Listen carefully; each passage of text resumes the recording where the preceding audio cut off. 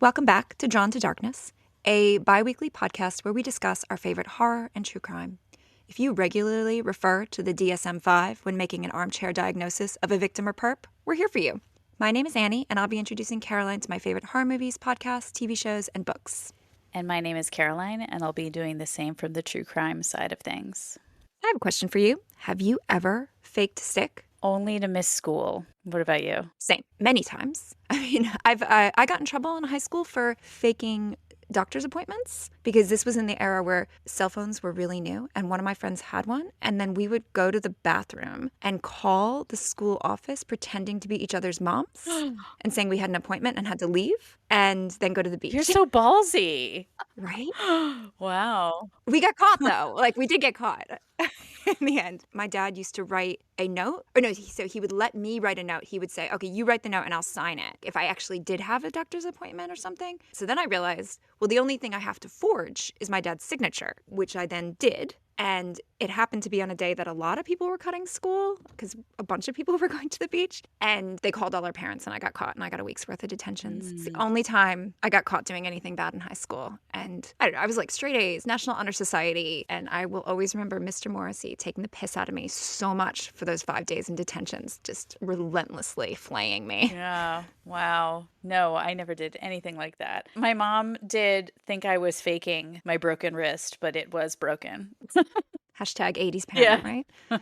So the reason we're talking about this is because today we are covering The Act, which is a dramatization of the events leading up to the real murder of Dee Dee Blanchard. Before we get started, I just want to give a spoiler and trigger warning. In this discussion and on the TV show, there's physical, emotional, and medical child abuse. There's sex. There's references to BDSM, needles. The hamsters do not die, at least on screen. There's a dick pic. And just overall, it's a very disturbing and unsettling show. But if none of that is triggering for you, go watch it, as there will be spoilers. Okay, here we go.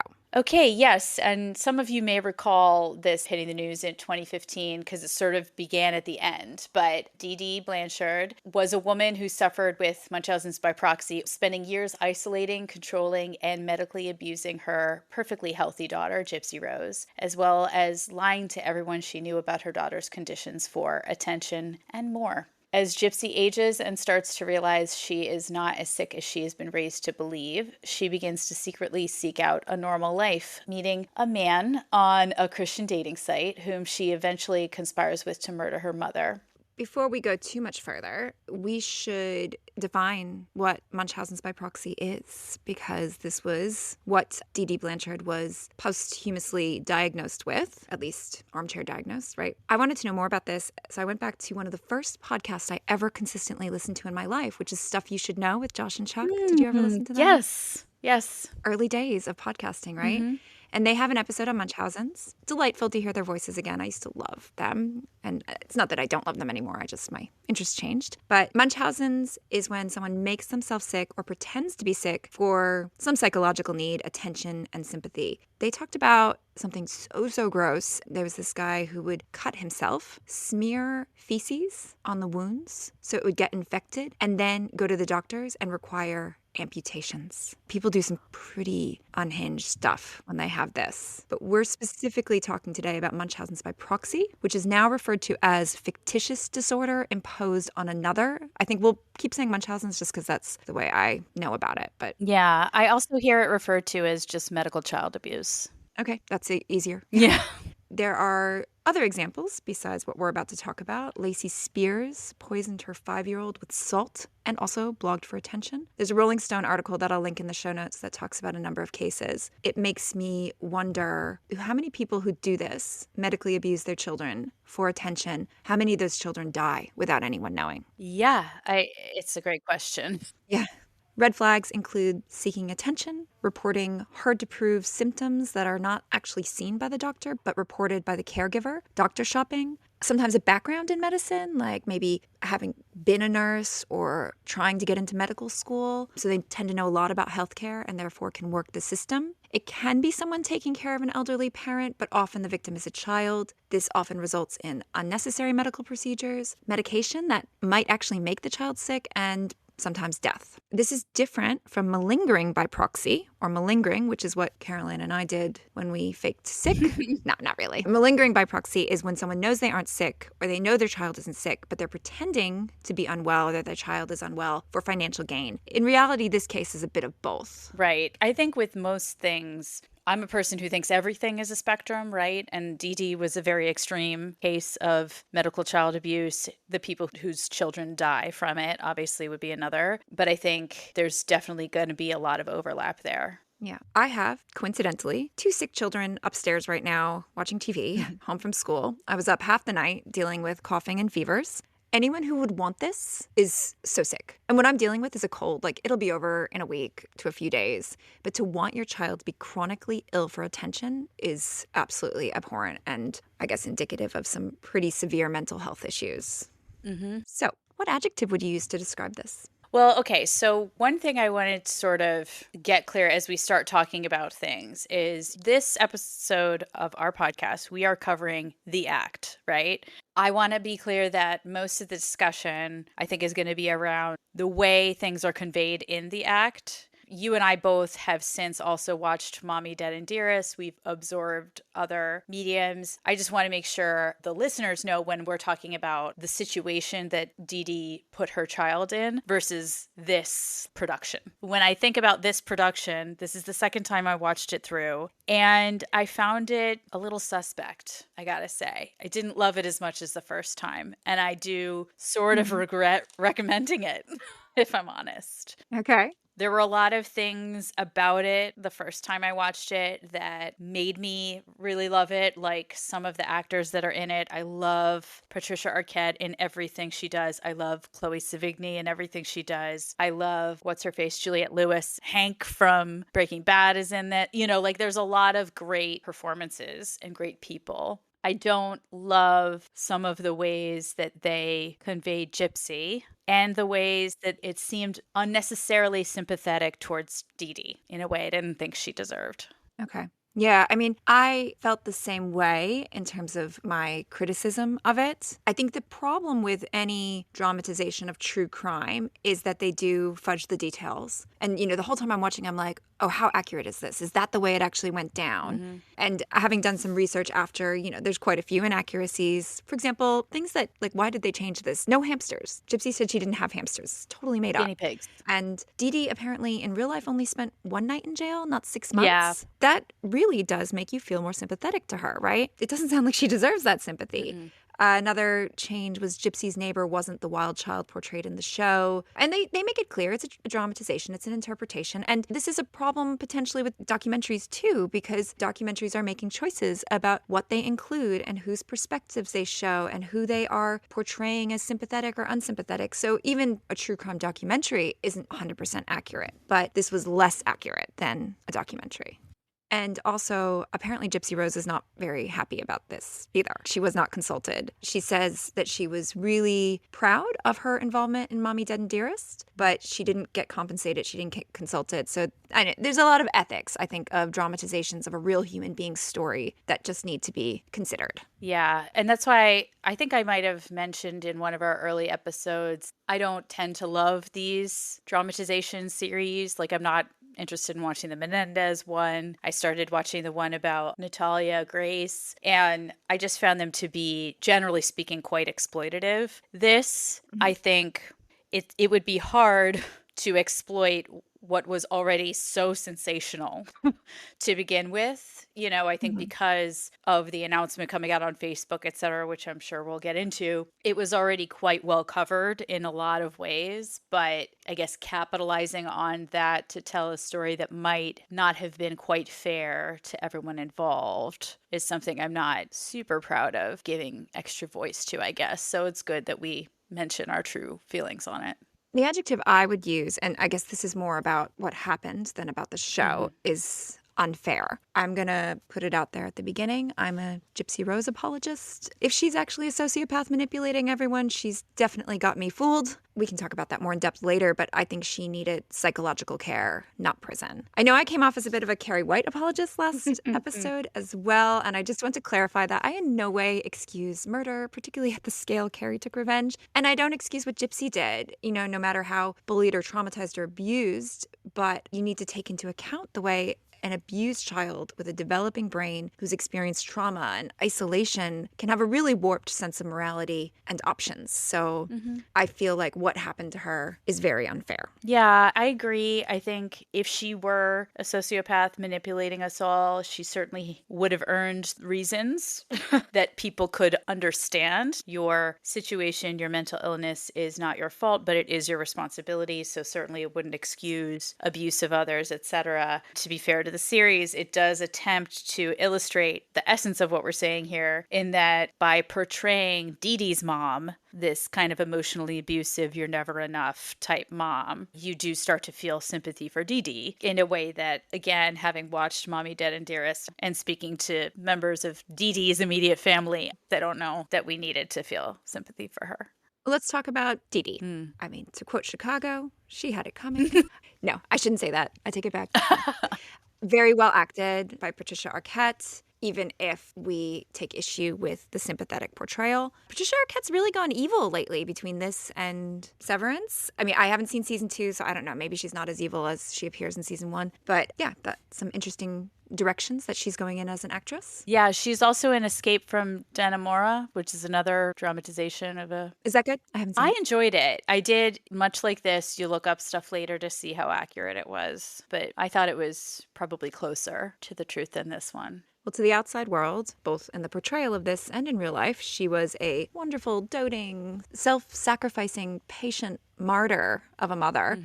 When in reality, she was a narcissist, a liar, an abuser, pretending to be a saint with a sick child to manipulate people into feeling pity for her and giving her attention. She has quite a few Munchausen's by proxy red flags. Once worked as a nurse's aide, changing locations, so there was no clear medical trail, history of shoplifting, bad checks, small acts of fraud. Do you remember, I feel like it's an early My Favorite Murder episode, where they talk about how often somebody who goes on to actually do something horrible starts this way? Yeah, I know they talked about and mentioned a couple times like the need to take peeping Toms more seriously, which always makes me feel bad now when I watch Back to the Future.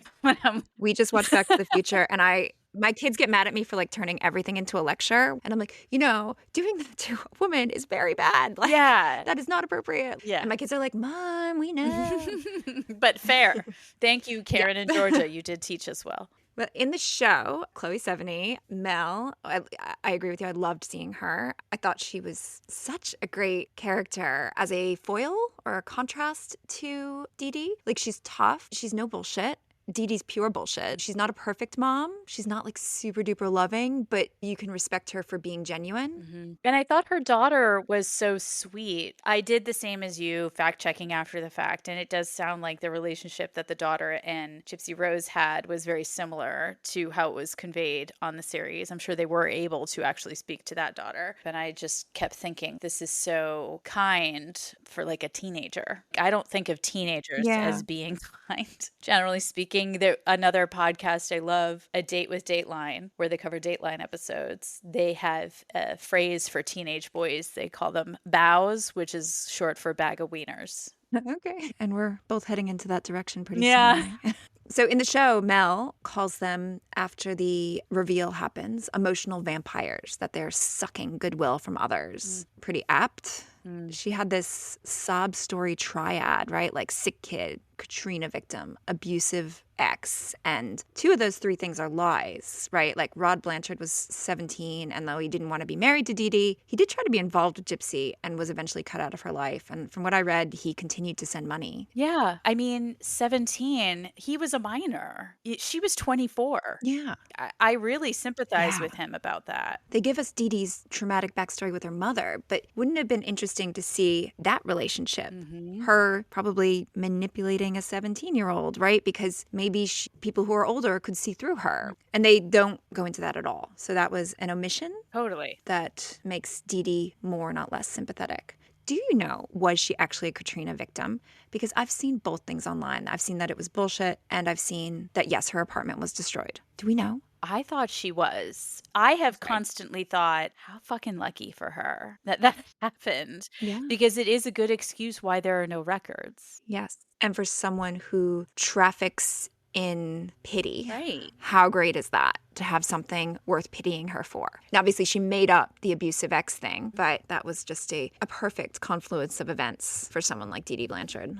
She was smothering, suffocating, controlling, clutching Gypsy's hand in interviews. You know, hand holding is something that can be so sweet, but it's also possessive. So she's using love and care to manipulate. I thought it was kind of weird that they slept in the same bed too. Yeah. At that age. I guess if you have a child that is actually having trouble breathing at night and you need to be there, it makes sense. But given that Gypsy wasn't actually sick, it's smothering. Totally. Why do you think she was like that? Why do you think she did what she did? What is your armchair diagnosis? I think she's just a narcissistic sociopath with a need to be a victim. And I think it's kind of cut and dry that way. I think she was too selfish to do it to herself. Because you can, like you just said in the beginning of the episode, people will make themselves sick for attention if they need to. But isn't it so much better when you don't have to actually suffer at all? You just make someone else suffer and you get to look like a saint, you know? I mean, the show hypothesizes that it's her overbearing mom being abandoned by her husband, and that time spent in jail resulted in this pathological need for attention. In Mommy Dead and Dearest, there's also the implication that perhaps she poisoned her stepmother and withheld food from her mother, who was dying. And I guess they kind of imply that in the show. Mm-hmm. I guess if, like, your family thinks you suck, you probably suck, right? Well, yeah, I mean, yeah, that's the thing from Mommy Dead and Dearest, that when you're in an interview with her dad, who has the most interesting accent. I loved those accents. I did too. I feel like I've never heard them before. It reminded me of one of the characters from True Blood. Yeah, In the early or like season of True Blood. Treme. I never watched that, but I loved that. But anyway, it was such a unique, the dad too, Gypsy Rose's dad. But yeah, you know, I actually had to rewatch that part of Mommy Dead and Dearest, which I feel like we're going to have to, you guys, I guess, should watch that too. Pause this now and go watch that. There's a discussion with a cousin of Gypsy Rose's who's like, she poisoned my stepmom. so she got a taste for, or she's allegedly got a taste for doing this, caring for elderly people, and then took her daughter far away from the eyes of anyone who could have stopped this and did it to Gypsy. And anyone who could have told people that she wasn't actually a nice lady. Yeah, because she could just move into that little Habitat for Humanity house and start over as the saint. With her gumbo. Ugh, sorry. No, I like Gumbo. I just hate her. Yeah. I mean, I get how hard it is to watch your kids stop needing you. Our kids are getting older, and they are so sweet when they're sick, right? We talked in the Carrie episode about needing your mother, and as that need lessens as they age, it's bittersweet. But it's not natural to want your child to be sick. Like, my kids are sick right now. I want them to be better, right? And it's not natural for them not to have any friends except you. You should want your child to have friends. And I want my child to be independent, like my children. That is the point. And I have told my children, my job is to make sure that you can be an independent person in society without me. Which is what Chloe Sevigny's character Mel discusses early on. Totally, yeah. She is that this is the way it should be, even if you're not perfect. Another thing I wanted to point out, Hank from Breaking Bad shows up. Love seeing him. So he hits on her, right? And he points out that she needs to make time for herself. And, you know, even if dating him isn't the answer, he is right about that of parents who are caregivers for, you know, whether it's elderly parents or a chronically ill child, you do need something besides your child in your life. I think about us, like, we started a podcast. This is our thing, right? But Dee Dee instead made her child sick. Like, what if she just had something else? Would she have felt this pathological need to torture her daughter? Not only did she make her sick, but she kept aging her down. Yeah. Didn't want to let go of childhood. Yeah, she thought she was like 5 years younger than she was or something like that. I don't math well, but Yeah, that must have been quite a revelation. yeah. So do you think Dee Dee loved Gypsy? No. Or was she just using her? Did she just need her? Yes, she just needed her. I don't think she was capable of love. Do you? I don't know. I don't know, because again, I'm only looking at the interpretation of it. And I think this interpretation, as you said, is sympathetic. Times it looks like love, but in reality, was it? In reality, I doubt it, because I don't think you could actually do that to someone you truly love. Right. But again, I'm not a psychologist. I don't know. Yes, good point. I do think this series wanted you to think she did love her. In reality, I don't think that was the case. I guess that brings us to Gypsy. And she forced Gypsy to be deceitful, which brings us to the question, how culpable is Gypsy? How much did she know, right? Like, we know she didn't know certain things. If you look at recent Reddit threads discussing Gypsy, there's a lot of criticism of her, Is she the damsel in distress, Cinderella abused and trapped, or is she Lady Macbeth whispering manipulations of murder in her lover's ear, or is she somewhere in between? So let's talk about that. Gypsy does talk about this in Mommy Dead and Dearest. When you're raised a certain way and you don't know any different, you really don't realize. Now, does that mean she didn't realize murder was bad? No. Like, there definitely comes a point where she becomes aware, and you become aware, and you are able to snap out of things, and you are able to function in a different way. But I do think that for much of her life, and maybe up until she was in jail even, a lot of her behavior, she didn't know it to be wrong. Certainly the collusion she is accused of, the deceit in appearing sicker than she was. You're raised a certain way. You trust your parent. Nature versus nurture. Like, parents have a lot of influence. So I don't blame her for really any of that. Right. All she knew was manipulation, lying, control, isolation. We've said that she didn't even know how old she was. She thought she had leukemia, because why wouldn't she? You only know what you know. I think when the abuse starts that young, parents make your world, and you lack agency, and you don't know what's normal. Dee Dee stole so much from her. The opportunity to have a relationship with her father, a normal life, to ride a bike, to go to school, to make friends, her salivary glands, her teeth. There's that scene with Gypsy watching a little girl riding a bike. Again, it's a dramatization. We don't know that happened, but probably stuff like that happened. Like, so many experiences, just normalcy. But her teeth happened. She lost her teeth because of the medication her mother was giving her. Yeah. So there's so much horrible stuff that I can see the desperation. There were so many things she coulda, woulda, shoulda done, right? She could have told a neighbor. She could have told the doctor. She could have just gotten up and walked away. And that's easy for us to say when we haven't been raised that way. So yeah, I think just that warped psychology. She was not operating under normal psychological conditions when she felt desperate enough to make that choice. Totally. And then what? I was not abused by my mother, but I had a single parent. We didn't live near family. We were not moved around. I was not doctor shop, nothing like that. It was in that situation, it was definitely like I lived in a constant sense of panic of like, if something happens to my mom, what is going to happen to me? Because there was no one else. And so it's like, even if she did go tell someone because she was intentionally isolated, she even had a further sense of removal from other people, and like, what would have happened to her then? She has like a second grade education. What is she going to do? Yeah, that was one of my questions. Did Dee Dee actually homeschool Gypsy? Because homeschooling's work, right? But all we see, at least on the TV show, is just them watching movies together. Yeah. Did she actually ever make Gypsy do anything? Doubt it. And just use that, she has the mental capacity of a 7-year-old as an excuse, right? So, so many of these things, the control, the isolation, these are just like classic domestic abuse red flags when we talk about partner abuse, right? The constant monitoring, the shadowing. And, we look at, say, a movie like Enough. Do you remember Enough with J-Lo? I never saw it, but I know of it. Okay. So, a woman fights back against her abuser, and we understand it as self-defense. And we're talking about a grown woman, and we're like, yeah, that she made the right call, right?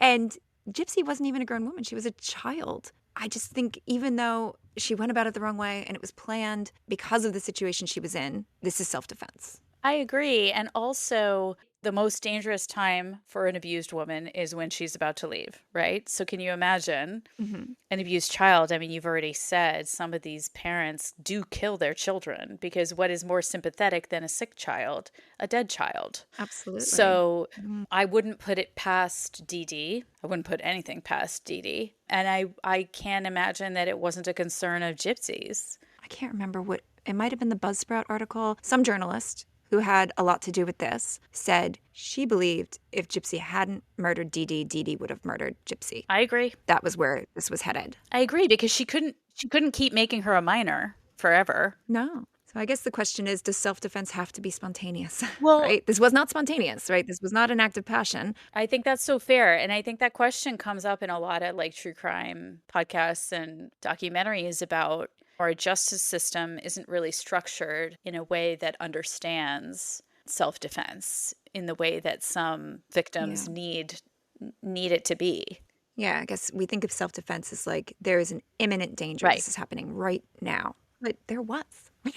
Like, right. She could have been given the wrong medication to kill her anytime. Yeah, this question comes up in the Menendez brothers as well. Yeah, sure, they didn't feel an immediate threat, but is it fair for them to think that they could be in danger? I think probably.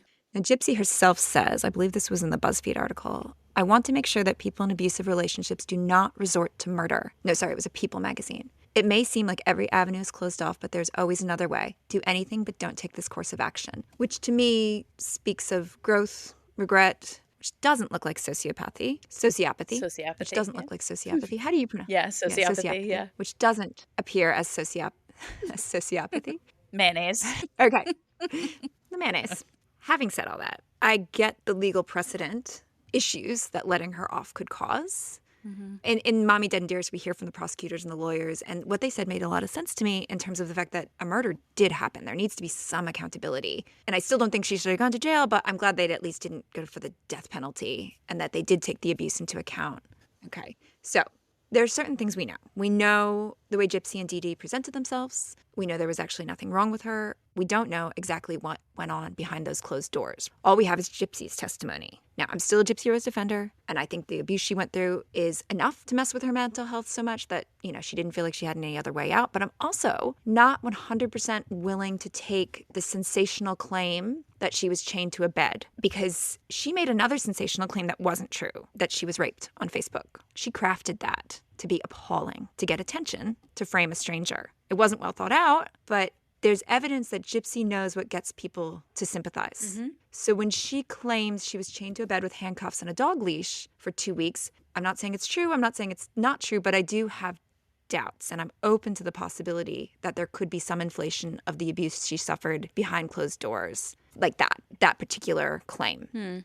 Could be true, right? I don't know. Mm-hmm. But I'm just not 100% willing to take it as fact. Do you have any thoughts on that? I mean, I did look up to see whether that was true or not as well in the fact checking. It was listed as probably true or possibly true or something like that. But you're right. It's only Gypsy's account, and it does seem like an odd escalation to only occur at one time, but any escalation starts somewhere. So I suppose it could be. It does seem different than the other ways she was abused. And I agree, too, that it's probably not necessary in the grand scheme of things. Yeah, it doesn't matter to me. I still think what we know to be true is enough. Is enough, yeah. I could be wrong. Maybe this was corroborated at the time. Maybe she was texting with Nick. Yeah, I don't know. That's his name, right? Yeah, Nick Godejean. I remembered a name, everyone. It only took me 18 million times of learning this story. Anyway, none of this is black and white. But I think despite the fact that she went to prison, she talks about how prison was good for her. Like, she gained weight and she felt freer in prison than she ever did living with her mom, which again speaks to the severity of the abuse that she experienced. I listened to this podcast called The Vial Files. It's this interview with her and her husband at the time, Ryan. I think they're about a week or two out of prison. And The Vial Files is this relationship podcast. In it, she talks about how leaving prison was kind of sad because she actually had friends, right? Something she couldn't have under the thumb of her mother. And, getting out, she talks about cooking in a kitchen for the first time. And again, that just reinforced to me how many normal things she missed out on. And all she wants is normalcy and romance and a family. Having said that, I think she jumped into things with every boyfriend she's ever had. And I think she needs to take a step back and figure out who she is before another relationship. Probably. Yeah. More about that podcast later. At least now she is in therapy, and it sounds like she has a wonderful dad who is stepping up and a relationship with her stepmom too, which I think is really lovely. Mm-hmm. I agree. Something funny in the show to me, it just reminded me of something funny. Do you remember in episode 6, they go to a diner and it's the first time she's not in a wheelchair when she goes into a public place. And she's like, oh, can you tell me about the soft drinks? And the waitress is like, I'm busy. Yeah. And so mean to her. Yeah. And I was thinking about that episode of 30 Rock with John Hamm when he's in the bubble. Do you remember? He's so good looking that he always gets his way. Yes. Yeah. And he finally gets a taste of like Yeah. not getting his way when people can't see how good looking he Yeah. is. And it just reminded me of that. Yes, excellent reference. Agree. Okay. Let's talk about Nick. Yuck. Okay, so Nick is the place I have the hardest time distinguishing between the right slant. And of course, right, every story has three sides, your side, their side, and the truth or whatever. But this show was very sympathetic to Nick. Gypsy's family is not sympathetic to Nick, but Nick's family, of course, is sympathetic to Nick. I understand that he was an adult who wasn't medically abused, but definitely has mental health issues. I understand that he was watching porn in a McDonald's for 9 hours, and that is not a misunderstanding, but does that make him violent or just a pervert? I don't know. Of course, like 20 minutes ago, we were talking about escalating behavior. So that could be escalating behavior, but it's quite a jump to go from touching yourself in a McDonald's to murdering someone. I do know that there was talk about him raping Dee Dee. And of course, that's inexcusable in any context. But I can't help but wonder if I loved someone who was being abused this way, would I not also want to do something about it? Would I be able to stab someone to death? Doubtful. But if I was mentally delayed and a different person, I don't know, maybe it wouldn't necessarily mean I was evil. What do you think of Nick? Well, in the interview I listened to, Gypsy places a lot of blame on him. Right. I understand why she felt desperate. And she points out, like, he did it. Right? She didn't stab anybody. Stabbing somebody 17 times, that's not a normal thing to be able to do. Right. And she points out that, some other online boyfriend who she might have made the same suggestion to would have been like, fuck no, let's call the police. Right. I'll come get you right now. We have options. And he didn't do that. True. Right? Is he a victim of Gypsy? Would he have done it without her? Probably not, right? Yeah. He was a creep, as you mentioned, the masturbation and McDonald's, but no history of violence. Would she have done it without him? Probably not, right? Like, they're just these two unfortunate souls, this bad combo who came into each other's orbit and enabled each other's worst impulses rather than de-escalating them. Yeah, like a folie de. A folie de, yeah. In the show, Nick is portrayed as doing it because he felt it was the right call to protect the woman he loved. They're swept up in this romance of the damsel in distress and the knight in shining armor dynamic. They're like Romeo and Juliet if they'd killed their parents instead of themselves. They kind of portray him as almost sweet, right? He's more socially awkward than evil. It's this fine line between being really kind of gross and icky and just kind of sweet and clueless, the way it's portrayed. And the way Gypsy talks about him outside of the act, he was worse in real life, like wanting to rape Dee Dee. She says he was abusive in the interview I heard, that he thought he was a vampire. This guy's no prince, even though he was playing the part of one. I did feel really bad for him in the act, in the pizza scene, when he's trying to make the pizza and he keeps dropping them. And I was just like, oh my God. And I was waiting for his manager to be like, you idiot. And he was so nice. He was so nice to him. I was like, oh, yeah. Yeah, the manager was so nice. Yeah. Can I just point out that the actor playing him is Alex Trimboli from American Vandal? Did you catch that? No. Oh my God, Yeah. American Vandal is so good. So good. Yes. Because there's so many other people that are in other, like the social worker is from Kevin Can F Himself. The doctor is from The Night Of. I mean, there were a million people from all these other great shows. It's funny, the different things we associate these people with. So for me, the doctor is from Never Have I Ever, Mindy Kaling's show. She's her mom. Have you seen that? No, I haven't seen that. It's so cute. You should watch it. It's a great show. And the lawyer Dee Dee was trying to get her to do like the power of attorney with is Catherine Martin from Silence of the Lambs. Oh, yes. What I wrote down is the lawyer puts the lotion in the basket. Yes. Awesome. Yeah. I don't know who wrote this, but I have under me saying Juliette Lewis legend. I wrote Manitowoc, like someone said Manitowoc, so wrong. I felt it was important to mention. I like starred it. Something I missed, definitely. But yes, I'm always happy to see Juliette Lewis brighten my spirits. I love her in Yellow Jackets. And it was good to see Margot Martindale as well as Dee Dee's mom. She's the key lime pie lady in Dexter. The detective is from a movie called Hanging Up. Meg Ryan is in it. Walter from Grumpy Old Men. It's a great movie. Matho? Yeah, Walter Matthau. Okay, I've never seen it. Great small roles. Yeah, agree. One more thing I wanted to say about Nick and Gypsy, I thought the way they portrayed Gypsy's buyer's remorse was interesting. When she's like, what's wrong with you? You live on pizza and donuts? I'm going to quote Arrested Development here. We always say, and that's why you don't blah, blah, blah, right? And that's why you leave a note. And that's why you meet your online boyfriend before planning a murder with him. Yeah, she was giving, I've made a huge mistake. Yeah. More than one Arrested Development quote there.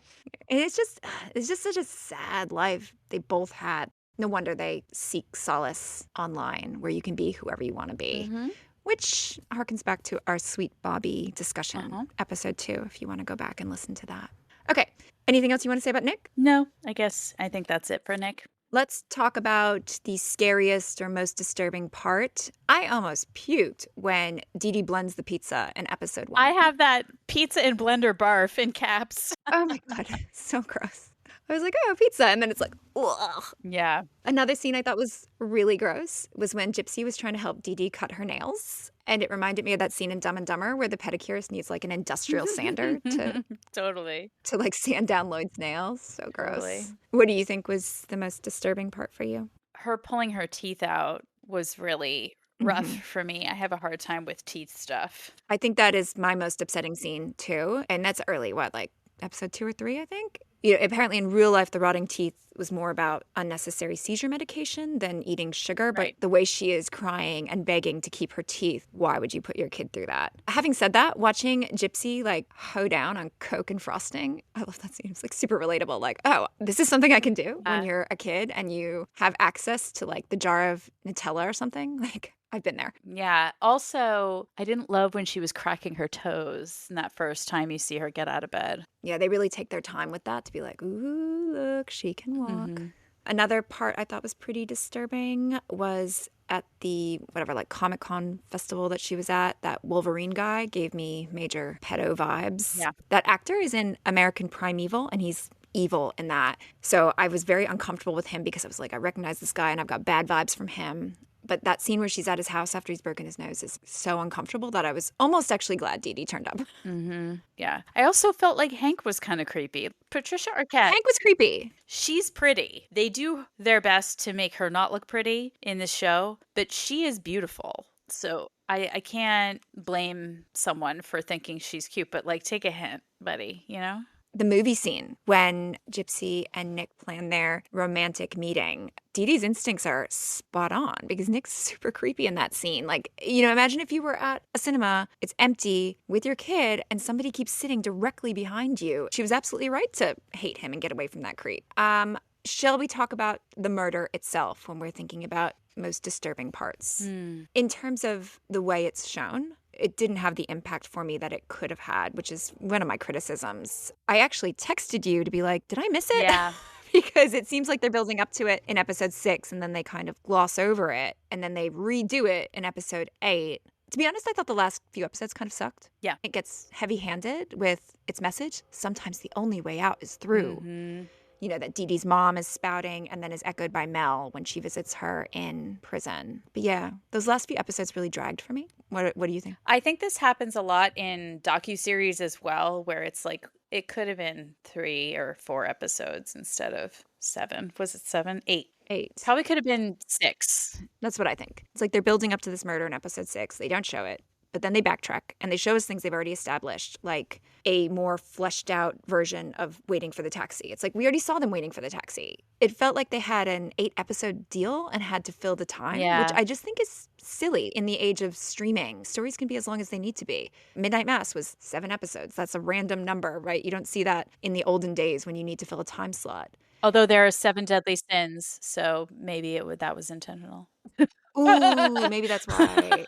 It must be. I do think if they were going to have 8 episodes, they should have just shown the murder in episode 6 or not shown it. Like that could be a choice to not show it and just have it from Gypsy's perspective. But if they were going to do that, I would have liked to see maybe more of like the courtroom drama aspect of it, or her figuring out the extent of her mother's lies, or establishing that relationship with her father. And again, I just didn't like the Dee Dee backstory because it felt false to me. I agree. What I was going to say is the exposition around Dee Dee was unnecessary, especially because it's not even real. It doesn't reflect reality. So if they wanted to reflect on Dee Dee more, talk about how much she sucked, because her family is happy to tell you. Yeah. One question I had, they have all that screaming. If it actually went down like that with Dee Dee screaming for like a minute, wouldn't people have heard? There's no trees in between those houses, right? Like there's nothing to muffle sound. So I feel like the neighbors would have heard that. I wrote that down as well. Must not have happened like that. Apparently they did have sex after. Mm-hmm. Gypsy says she said he could rape her because she didn't want him raping her mom. If that is actually how it went down, that's pretty awful. I feel kind of gross admitting to this, but I listened to this podcast, about half of it, that is his police interrogation. And he does talk about having sex after. I did feel very voyeuristic and turned it off around there, but what little of the interrogation scene that they show was kind of line for line, word for word of the actual interrogation. Yeah. And it was interesting to see the police officer, who's the detective who's interrogating him, is like, okay, tell me your story. And she's so open and kind of nice and being like, okay, yeah, so yeah, that sounds good. Okay, cool. And then she's like, you know what? I know you love Gypsy. And guess what? She's already told us what happened. So don't let her go down for it. If you love her, tell the truth. And he just like immediately caves, which kind of speaks to his intellect, I guess.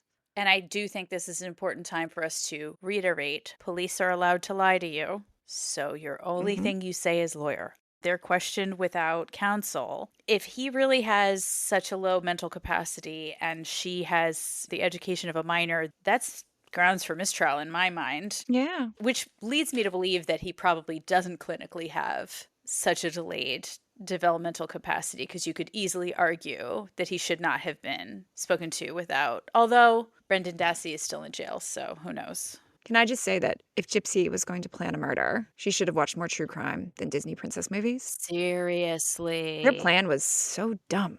Right? Like, so naive. That insane Facebook message she put up to make sure her mother's body was found. And then all those texts as proof. They were really bad at planning a murder. All the texts, mailing the knife. I mean, he said she had that envelope ready at the house to mail the knife. That's not a good plan. No, it's just get rid of the knife. It's not a good plan.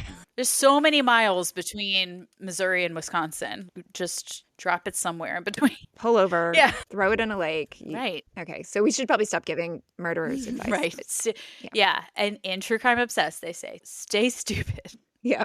So do we have any unanswered questions? No. Do you? Well, sorry. I said, did she even tie her to the bed? Yep. We talked about that. Okay, I found my question section. I've got a bunch. Was there a neighbor who saw through the bullshit? Because somebody called CPS, right? Or did that really happen? I don't know. I looked up, there was a doctor who contacted CPS, much like in the series. It's the woman from The Night Of, who's also from the Mindy Kaling show, you said. Mommy Dead and Dearest, there's a male doctor who was sort of like, I could just write on my chart what I thought. So I don't know. I mean, certainly the family knew, but they were nowhere near. Yeah.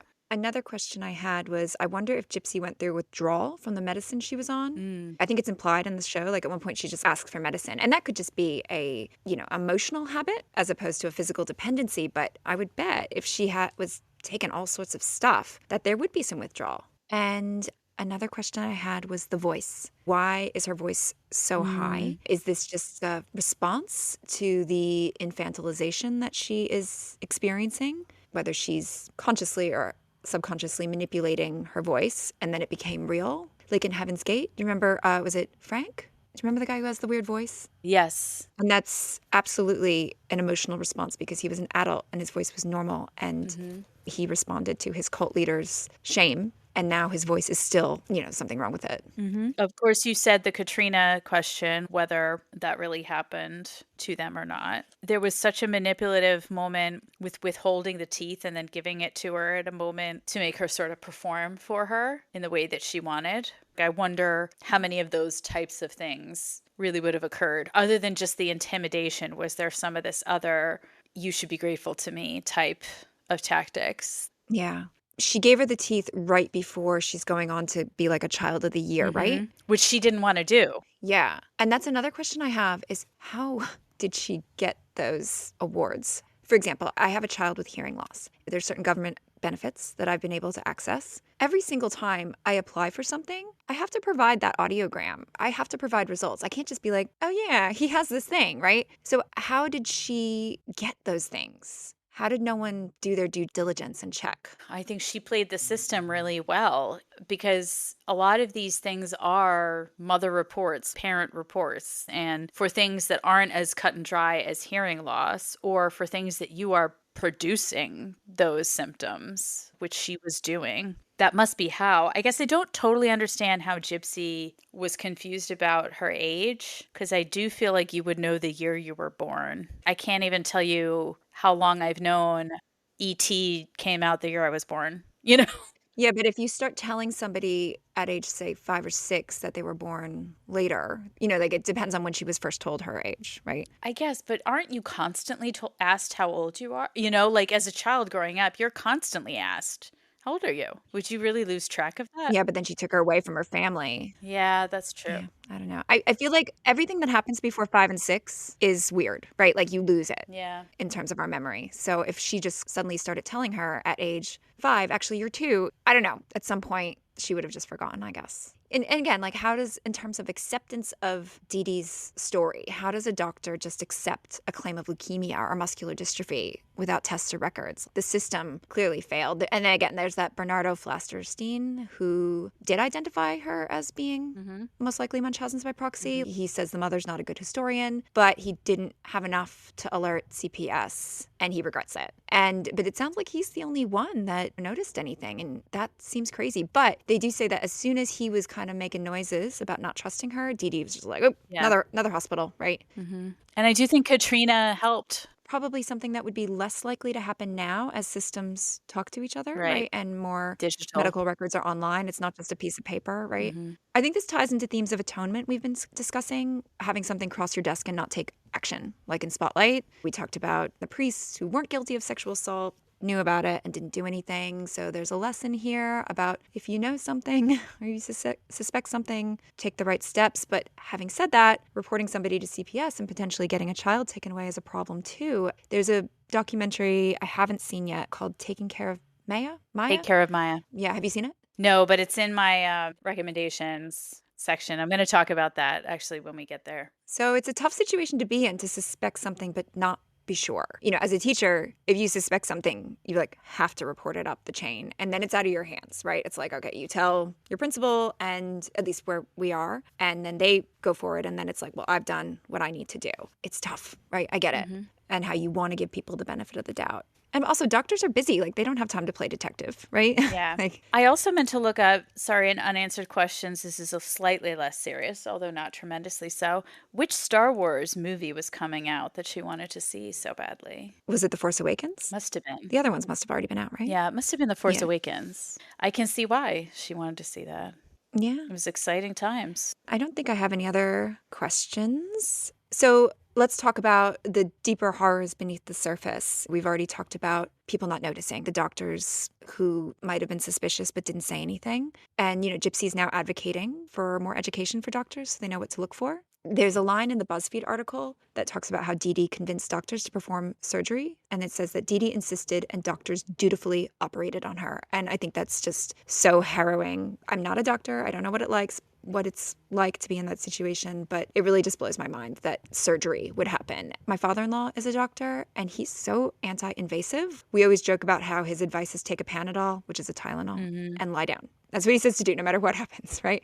So operating on someone without proof it's necessary is really mind-boggling to me. For me, some of the manipulation tactics were quite awful. Like in episode 4, Dee Dee sort of fakes a sudden health issue, a sudden health scare, in order to get Gypsy Rose to agree to the power of attorney. We know that the power of attorney did happen. We don't know the circumstances under which they happened. But in this, she says her blood sugar is like 72, and Gypsy Rose is like, I have no idea. Is that bad? And Dee Dee answers that it is bad. But when I was Googling like 70 is kind of normal, I think. So I think she just said the number was bad, even though it wasn't bad, which is so manipulative. And then the things that she supposedly learns, like there's a moment in episode 3 when Gypsy Rose says, you don't have to tell them everything when you're in pain. Like, you don't have to be honest. Like, you don't have to tell them that you've been drinking, to the Logan guy. That's all a fabrication, right? Like, Yes. that didn't happen. I mean, I know she did go to a man's house, but that whole broken nose thing, right? That was the show manipulating us in a certain way. Yeah, absolutely.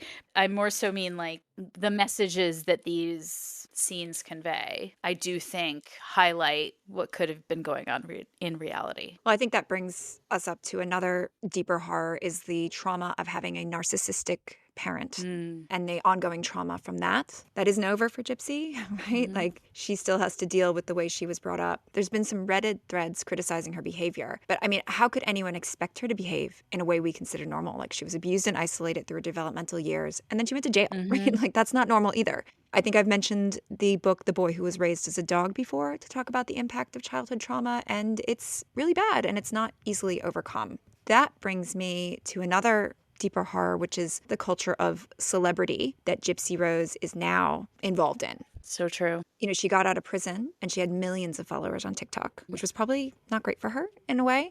I mentioned this interview on the Vial Files. You know, she was released in December 2023, and this was early January 2024. So she'd been out a matter of weeks, and she'd already been on The View, the Today Show. She was a TikTok star, and there was something very uncomfortable about this interview, the way they're discussing their relationship. And people are even calling in for relationship advice, and they're responding like they're this old married couple whose relationship has stood the test of time, when in fact, they've known each other for 2 years. And almost that entire time, she was in prison, so they weren't actually living together. They'd been married for a year, and they'd only been truly together for a week or two. So massive honeymoon period. Lo and behold, a few months later, they're filing for divorce. And she's not on social media anymore, it sounds like. Like, she's gone private there. So I think that's really good, and I hope she's getting the help she needs and getting away from that microscope she's under. Yeah, talk about exploitative. Yeah. Other impacts of Munchausen's by proxy: Gypsy got out. We raised the question earlier, how many children die, and we never even know. Because what better way for a narcissist to get attention is to be the parent of a dead child, as you said. You know, there's stories of people killing their kids with salt, adding fecal matter to IVs. In addition to the impact on these poor, poor children, you're wasting doctors' time, right? Unnecessary surgeries and procedures raise insurance for everybody, make it harder on doctors. And then you've got these Disney trips and the Habitat for Humanity house and the free stuff, the awards. And someone who was actually sick didn't get those things because Gypsy did. Yeah, I think about that a lot in Scamanda, which I'm sure we're definitely going to get to. There's fundraisers where there's people really suffering with things, and some of the money goes to her. But also on the medical side, they're not just abusing resources, but skewing research, statistics, which is detrimental to everyone else. In the Stuff You Should Know episode, they talk about how this impacted research on sudden infant death syndrome. Yeah. Because there was somebody who more than likely had Munchausen's by proxy, who all her children died. It was blamed on SIDS, but it was actually her or something. So yeah, there's common illnesses that they use, like mitochondrial disease and stuff like that. It's only getting harder to identify because so many people utilize it for this. Also, it's deeply disrespectful to people who actually have a child who's suffering from a disease. One of the reasons I think the show chose to include the character Hank, I keep calling him Hank, I don't know what his real name on the show was because he had lost a child to cancer, I think. So they included him to show somebody who is actually grieving, as a contrast to Dee Dee, who was faking it. So it's just, again, it's so messed up. One other deeper horror is perhaps being raised on fairy tales. If she hadn't been raised on Disney movies, maybe she would have looked beyond the first knight in shining armor who came into her life as her narrative for getting out. I don't know. I'm never going to object to being raised by TV and movies. But I'm just saying, have some alternative perspectives with some strong women in there. Yeah. As opposed to women who are just waiting to be Throw seen. some Roseanne in there. No better husband out there than Dan Connor. We're talking about the show Roseanne in the beginning, not Roseanne Barr today. Yes, I was going to say. She's gotten a bit problematic. No. Yeah. Forget the real person. Roseanne from the 90s, that show. Yeah. Do we have any survival advice from this? Oh, God. No. I guess this isn't survival, but like, don't murder people. Talk to somebody. I'm such a pessimist. I don't think that if she had I just don't believe that even if she had tried, she would have gotten out. I think she would have died. I do. Yeah. I'm going to just say, as a piece of advice, meet your online boyfriend before 2 years go by, because you might find out he sucks before you make big plans with We him. discussed this in Sweet Bobby as well. What did she go, 8 years? He's not real. Yes. Yeah. All right, do you have a palate cleanser? Yeah. So I know we're in the whole podcaster time warp situation, but currently on TikTok, there has been this beautiful trend. The song from the end of Hamilton, the Alexander go back to sleep. I have an early meeting out of town. And people are like dressing up like Hamilton, putting the whole beard and mustache on, and then climbing out their window, reenacting it. It's my entire For You page. And then when I look at other creators or podcast level celebrities that I follow, it's all over theirs as well. That's what TikTok's about for me. Collective joy. Sounds adorable. Yeah. I love Hamilton humor. Yeah. Do you have any recommendations? Yes. Okay. So, my number one recommendation, sorry, I'm having trouble deciding which should be my number one recommendation. So, selfishly, my number one recommendation is the podcast Wine and Crime, episode 6 is on Munchausen's. It is the episode that I have shared with many a friend to get them into that podcast. It is very early on into the podcast. Some of the volume and levels are not great, but it is my absolute favorite episode and just very entertaining. It is a true crime comedy podcast, so if that's not a genre you're into, then skip it. If you're more the Annie type and you're interested in bettering yourself, you're not just silly like me.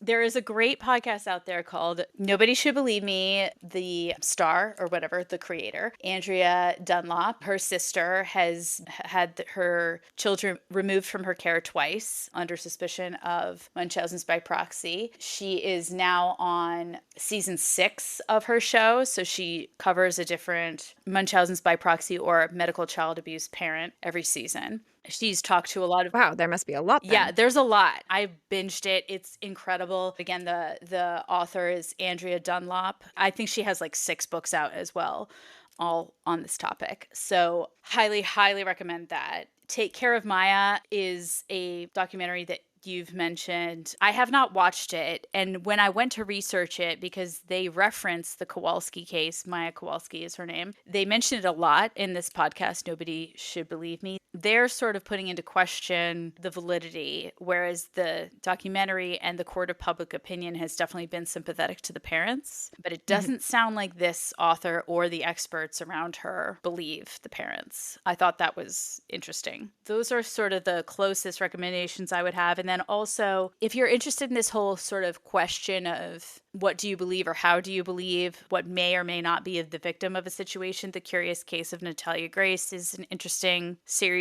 where you go back and forth between, is this person a mastermind? Are they suffering from a situation where they are actually the victim? I wouldn't recommend watching the miniseries about it, but rather the documentaries. And then also, if you're interested in people who fake illness for sympathy, there's Apple Cider Vinegar. I mean, there's even Inventing Anna, like a bunch of people who just commit fraud for attention. There's certainly no shortage of series on those. And then, as you mentioned, energy vampires, I wanted to mention What We Do in the Shadows.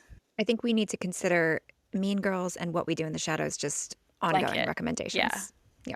Always watch them. Agree. That's it. That's it. Okay. I also want to recommend a true crime comedy podcast. My Favorite Murder, episode 47, Live at the Bell House, covers this. I mean, if you've seen the act and you've listened to this, you know everything they talk about, but they have a fun approach. And it was fun to go back and listen to them because I haven't listened to them much lately. And you know how I have been listening to Last Podcast on the Left for almost every episode? Well, I didn't listen to Last Podcast on the Left, but guess who was the guest speaker? No. On this episode of My Favorite Murder, the Last Podcast on the Left, guys. Because Karen recommends them constantly. That's why I always think I would enjoy it more than I do when I actually try to listen. I guess I just can't get away from them. Yeah, they're circling you. Well, as we obviously said, the documentary Mommy Dead and Dearest, if you want a more factual approach. Yeah. And this one was sanctioned by Gypsy Rose. I mentioned the podcast The Vial Files. It's a early January 2024 episode. There's a horror movie called Run about a girl confined to a wheelchair who realizes that perhaps her mother has not been honest with her. Sarah Paulson is in it, and she's fantastic. So I recommend that. If you are looking for more bad mothers, Mother Gothel from Tangled. Gypsy mentions that that was a movie that she really loved. And I can see the comparisons are really apt. Also, Sharp Objects, the book and the show. Jessica Lange as Constance in American Horror Story, the early seasons. Lucille Bluth in Arrested Development. And for bad caretakers, I recommend both the movie and the book Misery. So good. We'll have to cover it at some point. If you want to see Joey King, the actress who played Gypsy Rose, she's in The Conjuring when she's really little. So that's another horror movie that you might want to revisit. If you want more Patricia Arquette, we mentioned Severance, but she's also in Stigmata, which was, I guess, a 90s horror movie that was pretty good possession horror. Got to go back and watch American Vandal to see Alex Trimboli, the actor who plays Nick. Chloe Sevigny is also in some horror. American Psycho, Zodiac, Bones and All, which is about cannibalism. Kids, yeah. I haven't read it, but Gypsy Rose has a memoir called My Time to Stand. So that might be something you want to check out. Also, did you notice that the motel room that Gypsy and Nick are staying at, the room number is room 237? No. Does that ring a bell to you? Yeah, it does. 237? Yeah. So obviously this was a Shining reference, right? So I was just like, oh, I was like Leonardo DiCaprio, you know that meme where he like points at the TV? That was me when I saw the 37. Yeah. Also Bad Moms, Mommy Dearest. Yeah, definitely. That one too. If you want to see my favorite narcissist, watch 30 Rock for Jenna Maroney. She's very funny if you want a more humorous approach to it. That's all I have. Is there anything else you want to talk about? I thought you were trying to say my favorite narcissist is like a show or a podcast, and I would absolutely watch that. It should be. It should be. Let's copyright that. Yeah. When we expand our podcast network, we will start My Favorite Narcissist. Yeah, when we have a Patreon, All we're right. gonna have special episodes. Our favorite narcissist. We should definitely do that. Okay, your homework assignment. The first time I ever knew that Munchausen's by proxy was a thing that could happen was watching M. Night Shyamalan's The Sixth Sense. So our next episode will be about that. And coming up after that, we've already talked about this, but Catch and Kill. And Patricia Arquette was a Weinstein victim, so there's a connection there too. So The Sixth Sense and start reading Catch and Kill if you haven't already. Okay, thanks for listening. Please do all the things podcasters ask you to do, like and subscribe, follow us on Instagram or Facebook, tell a friend, write a review on iTunes. You can email us at drawntodarknesspod@gmail.com. And if, like Shirley Jackson, you delight in what you fear, join us in 2 weeks here at Drawn to Darkness. Special shout out to Nancy Azzano, who painted our cover art. You can find her on Instagram at Nancy Azzano, and to Harry Kidd for our intro and outro music. You can find him on Spotify and on Instagram at Harry J. Kidd.